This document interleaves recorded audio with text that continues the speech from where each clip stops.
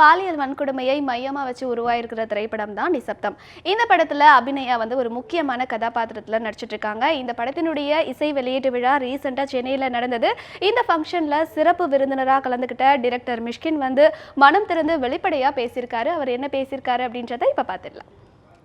இந்த படத்தினுடைய ஆரம்பம் இங்கேயே ஆரம்பிச்சிருச்சு. ஆக்சுவலா ஒரு படம் எடுக்கிறது எவ்வளோ கஷ்டம் அப்படின்றது எல்லா ஃபங்க்ஷன்லையும் சொல்லிக்கிட்டே இருக்கும். ஆக்சுவலாக இதை நீங்கள் கண்ணால் பார்த்தீங்க. ஆக்சுவலாக இந்த குழந்தைங்கள எனக்கு என்னென்னா ஒரே ஒரு பெரிய வருத்தம், இங்கே இருக்க எல்லாருமே நல்லா இருக்கணும், நல்லா வரணும்னு மட்டுமே பேசிக்கிருக்காங்க. பட் நானும் ஒன்று சொல்லுவேன், நீங்கள் முதல் அடியை எடுத்து வைத்து விட்டீர்கள், நீங்கள் திரும்பியே பார்க்கக்கூடாது, அடுத்தடி போய்கிட்டு தான் இருக்கணும்.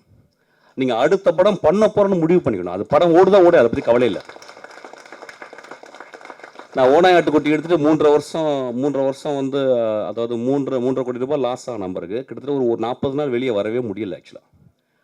ஆனால் அதுக்காக நான் கைவிடலை. ஆக்சுவலி அதுக்கப்புறம் நான் போராடினேன். பாலான்னு ஒரு கலைஞர் என்னையை கூப்பிட்டு பிசாஸ்னு ஒரு படம் பண்ணால் அந்த படம் திரும்பி நான் எந்திரிச்சிருந்தேன். ஸோ நீங்கள் கலங்கவே கூடாது. என்னுடைய மிகச்சிறந்த படங்கள் என்னுடைய ஓடாத படங்கள் தான்.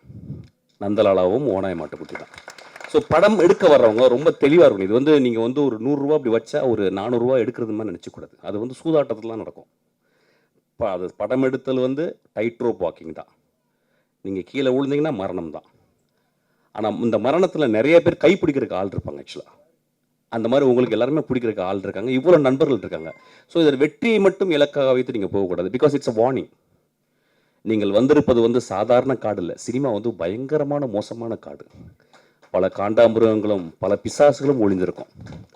நீங்கள் நடக்கவே முடியாது. பாதை பயங்கரமாக தெரியும், வெளிச்சம்லாம் இருக்கும். உள்ளே இழுத்து விட்டு போனீங்கன்னா எல்லாமே புதகுழி தான்.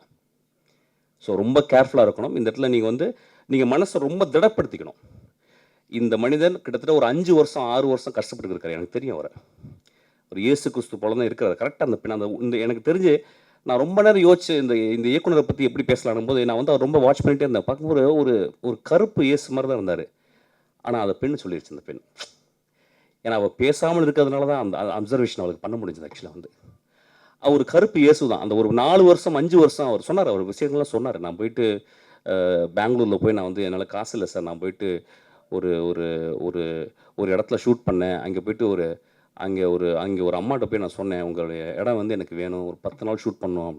அவங்களுக்கு ஒன்றுமே புரியல. உடனே இவங்க கதை சொன்னாராம். கதை சொன்ன உடனே அந்த அம்மா சரி நீங்கள் 14 நாள் ஷூட் பண்ணிங்கன்னு ஃப்ரீயாக கொடுத்தாராம். அதுக்கப்புறம் ஒரு போலீஸ் ஸ்டேஷனில் போய் ஷூட் பண்ணுங்கிறதுக்காக எங்கே போயிருக்காரு. போலீஸ் ஸ்டேஷனில் ஷூட் பண்ணுறதுக்கு எங்கே வேணால் ப்ரொடக்ஷன் மேனேஜர்ட்டு போவாங்க. அவங்க வழக்கம் போல் ஏதாவது ஒரு செட் இருக்கும், ரொம்ப கேவலமான. அதாவது தமிழ்நாட்டில் கிட்டத்தட்ட ஒரு 2000 ஷூட்டிங்லாம் அந்த ஒரு போலீஸ் ஸ்டேஷன்லாம் இருக்கும் செட்டு போட்டு. அந்த மாதிரி அந்த போகிறதுக்கு இந்த மனிதருக்கு, இந்த மிகச்சிறந்த நியாயமான ஒரு இயக்குனருக்கு பிடிக்கல. நேராக எங்கே போலீஸ் ஸ்டேஷனில் பிடிக்கணும்னா அவர் பாருங்கள் ஒரு படி மேலே போய் நேராக போலீஸ் கமிஷனரை போய் மீட் பண்ணியிருக்காரு. போலீஸ் கமிஷனர் போய் அவருக்கு ஒன்றும் புரியல. சம்மந்தம் இல்லாமல் போலீஸ் கமிஷனர் என்னப்பா எனக்கு இல்லை சார், எனக்கு ஒரு போலீஸ் ஸ்டேஷன் வேணும் சார். போலீஸ் ஸ்டேஷன்ப்பா நீ ஏதாவது தப்பு பண்ணால் அரெஸ்ட் பண்ணி உள்ளே வைப்போம், நீ எதுக்கு போலீஸ் ஸ்டேஷன் கேட்குற அப்படின்பா. இல்லை சார் ஒரு கதை சொல்கிறேன் சார். அந்த போலீஸ் கமிஷன்ட்ட கதை சொன்னேன். அவன் என்ன பண்ணியிருக்கான், ஒரு ஆள் ஒரு போலீஸ் ஸ்டேஷனை ஃப்ரீயாக கொடுத்துருக்கான் ஷூட்டிங்க்கு. ஒரு கலைஞன் எப்படி வேலை செய்கிற மாதிரி இங்கேயே வெற்றி ஆரம்பிச்சிருச்சு.